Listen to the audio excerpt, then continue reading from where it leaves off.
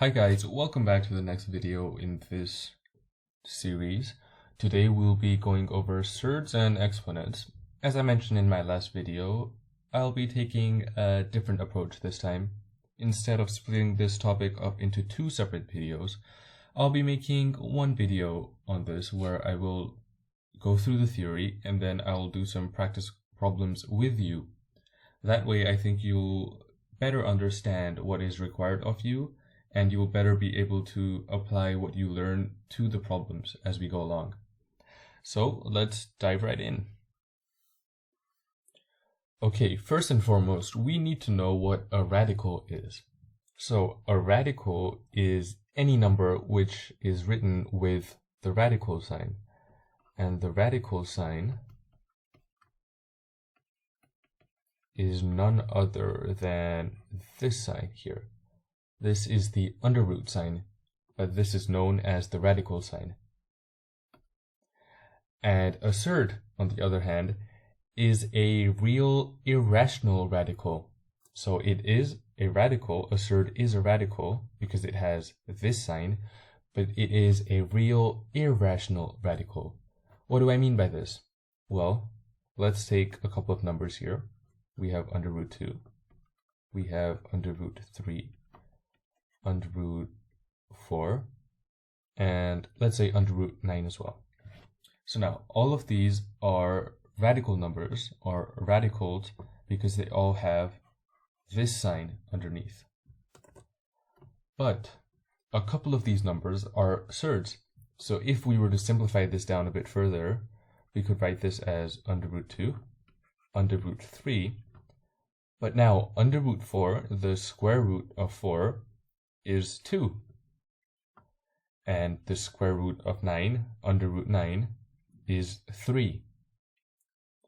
So that means that under root 4 and under root 9 are radicals, but they are not surds because they are not irrational. Under root 2 and under root 3, on the other hand, are surds because they are radical and they are irrational. That just means that they cannot be written in the form p divided by q, where p and q are any two integers. If we take 2 and 3, for example, 2 and 3 can be written as 2 can be written as 4 divided by 2, 3 can be written as 6 divided by 2, and so on and so forth. But these numbers, on the other hand, cannot be written in this form here. They cannot be written in this form, which is why they are irrational numbers. So under root 2 and under root 3 are surds because they are real irrational radicals. Okay, by definition, under root a is the non-negative number,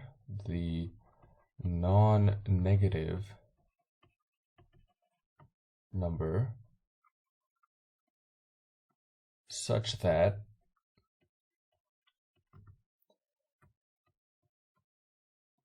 under root a multiplied by under root a, so square root a multiplied by square root of a equals a.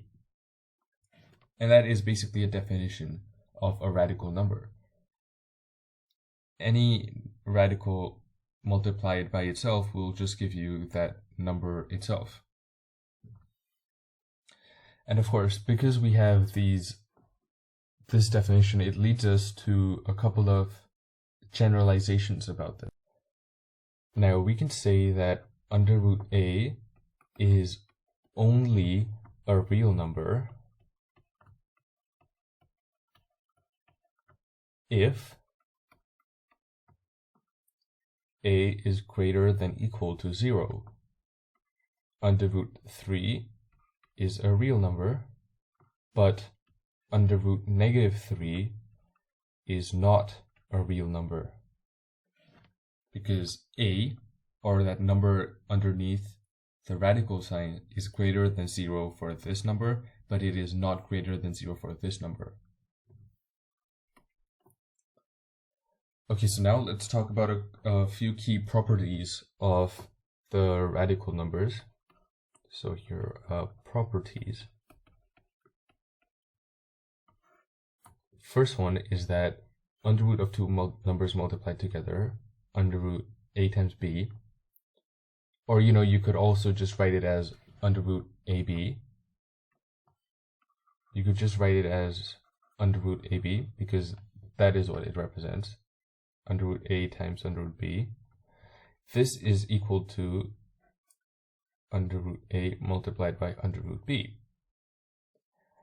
And similarly, under root a divided by b equals under root a divided by under root b.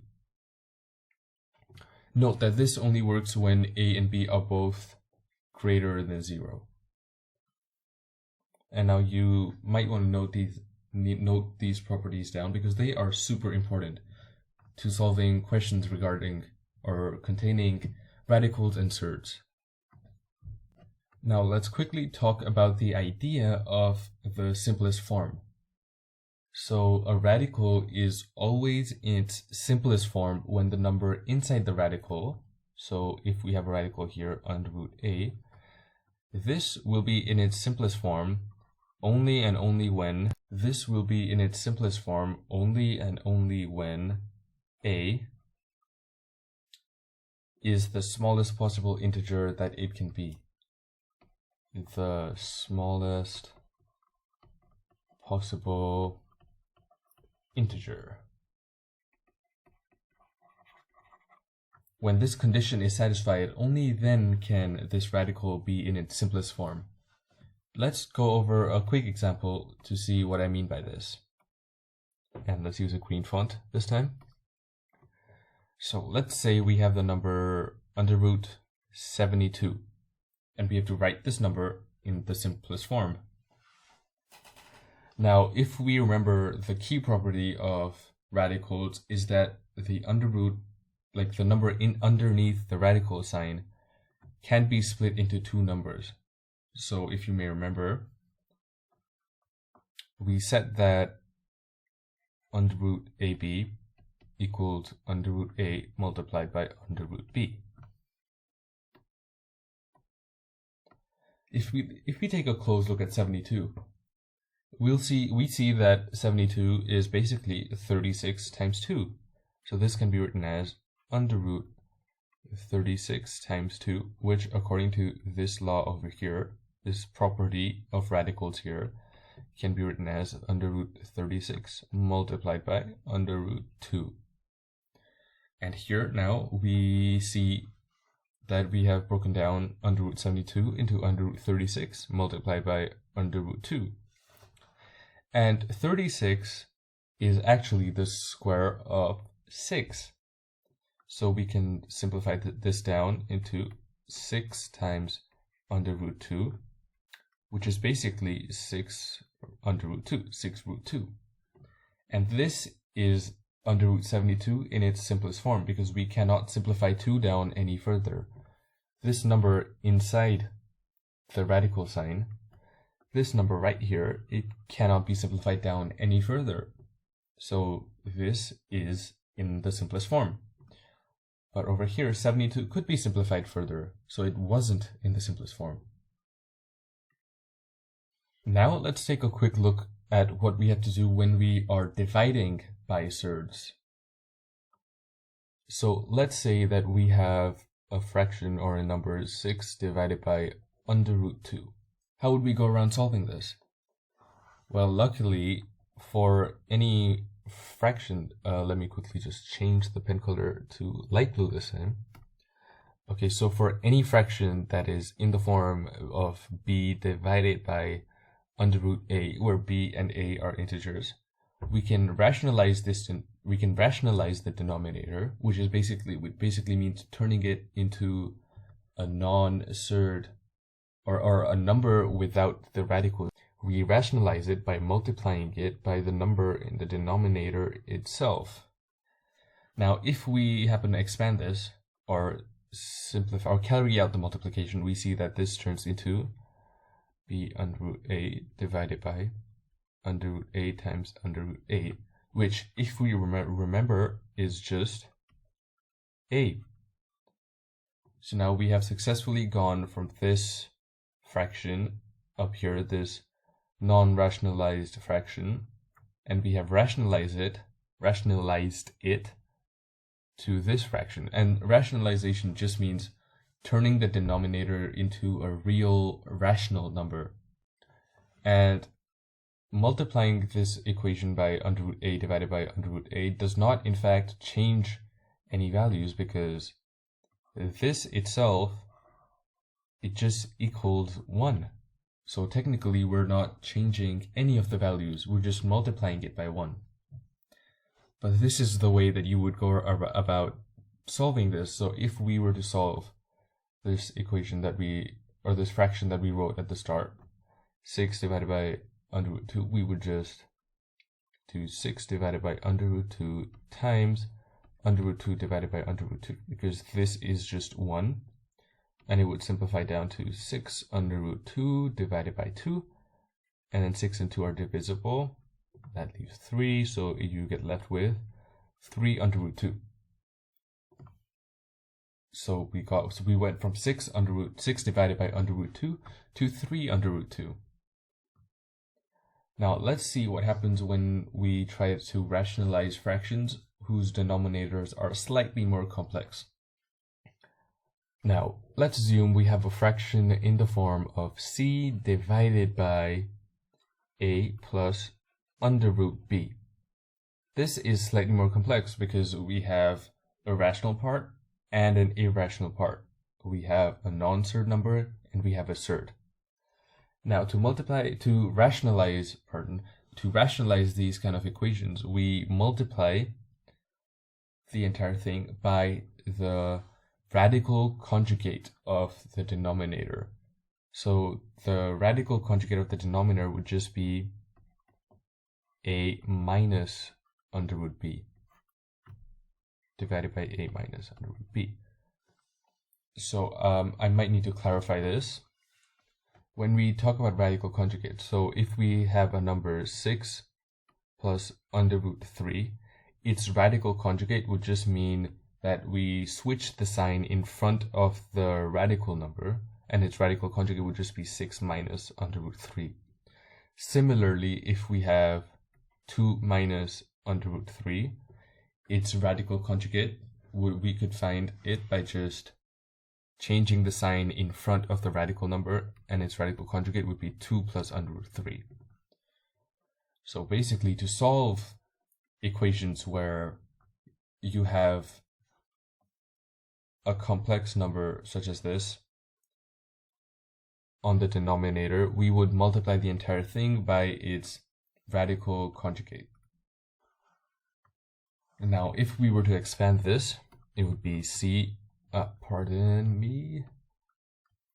it would be c multiplied by a minus under root b divided by a plus under root b multiplied by a minus under root b. Now, if we happen to expand this, we would get a number we'd get a fraction whose base or whose denominator does not have any radicals inside it. So this would equal ca minus c under root b divided by a plus root b multiplied by a minus root b. Well, we'll see later in future videos that this value here just equals this value, a plus root b and a minus root b, can be simplified to a square minus under root b whole square, which is just a square minus b square. A square minus b.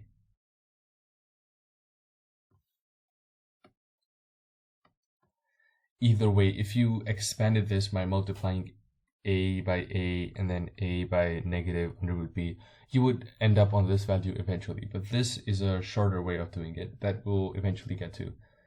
So we would just divide this by a square minus b. And now we have our answer, because now the denominator is a number that does not have any surd or any rational number attached to it. So we have successfully rationalized this fraction up here. Okay, let's go over a quick example. let's suppose we have a number 2 divided by 3 minus under root 2, and we had to rationalize it, and we had to write it in a way such that its denominator was an integer and not a surd or a radical. So we would first multiply it by its radical conjugate, which is 3 plus under root 2, and then we would expand and simplify.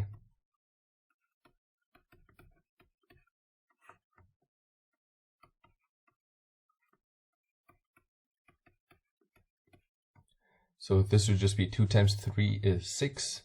6 plus 2 times under root 2, 6 times 6 plus 2 root 2 divided by 3 times 3, which is 9. 3 plus 3 multiplied by root 2 plus 3 root 2, and then negative root 2 times 3 minus 3 root 2, and then negative under root 2 multiplied by positive root 2. Well, that is just negative 2. Well, because these two numbers, under root 2 multiplied by under root 2 is 2, and because we have a negative number here, it would just become negative 2. And these two cancel out, leaving us with 6 plus 2 root 2 divided by 9 minus 2, which is 7. And this is a rationalized form of this fraction up here. And this is the right answer. Okay, let's quickly look at exponents. So if we have a number, let's say 5, we multiply it by 5 again, and by 5 again, and by 5 again, and so on and so forth. We could write this as 5 to the power a certain number. Right, so if we take a look at, for example, 2, we take 2 and we multiply it by 2 3 times.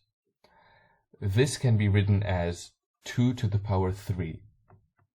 It just means that we're multiplying 2 to itself 3 times.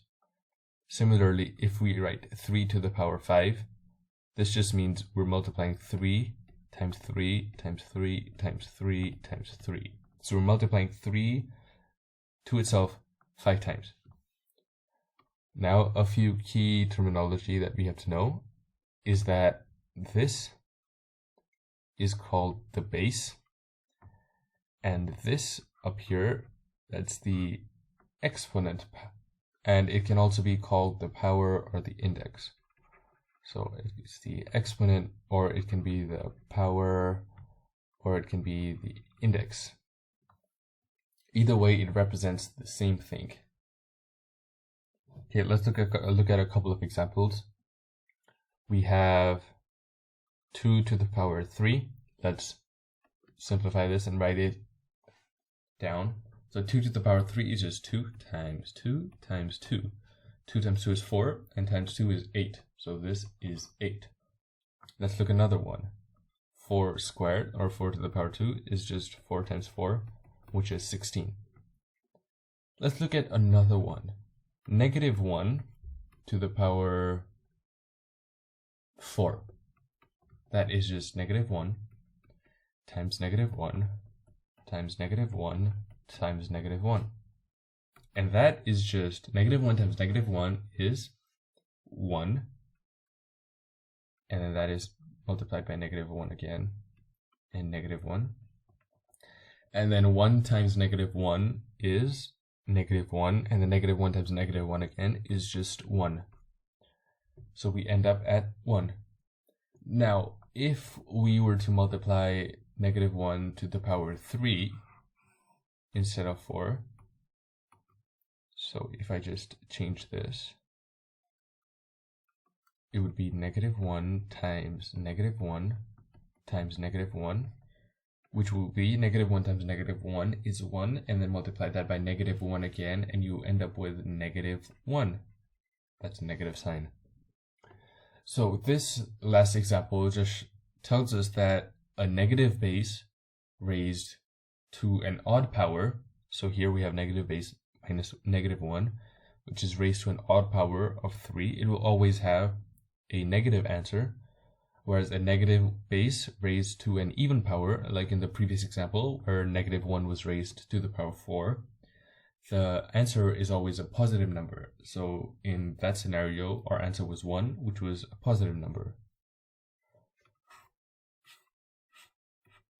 Okay, let's move on and let's look at a couple of laws of exponents that we need to know to be able to solve problems about exponents more efficiently. Okay, so we are looking at the laws of exponents.